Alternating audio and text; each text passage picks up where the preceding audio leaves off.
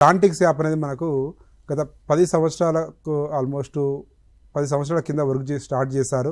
Work చేసినప్పుడు మనకు ICRISAT వాళ్ళు దానికి ప్లాంటిక్స్ యాప్ అనేది ఆర్టిఫిషియల్ ఇంటెలిజెన్స్ వాడుతూ చేయడం జరిగింది.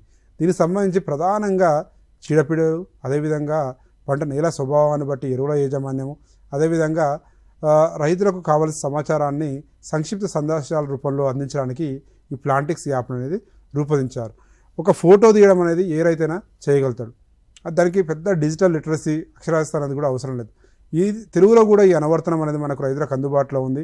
ఇది రైతులు తమ స్మార్ట్ ఫోన్లో కెమెరాతో తెగులు సోకిన మరియు పోషక లోపాలు గల ఆ లీఫ్ కానివ్వండి, అదేవిధంగా కాండం కానివ్వండి, అదేవిధంగా ఏదైనా పండు కానివ్వండి, అదేవిధంగా ఎక్కడైతే మనకు చీడపీడలు సోకాయో ఆ ప్రాంతంలో మన ఫోటో తీసినప్పుడు ఆ ఫోటోను యాప్కు అనుసంధానం చేసుకుంటుంది.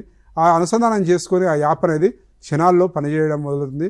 ఆ క్షణాల్లో రైతుకు ఏ తెగులు సోకింది, అదేవిధంగా పురుగు నివారణ చర్యలు ఏమి తీసుకోవాలి, అదేవిధంగా ఏ పోషక లోపాలు ఉన్నాయి అనేది అతని స్క్రీన్పై SMS రూపంలో వస్తుందన్నమాట.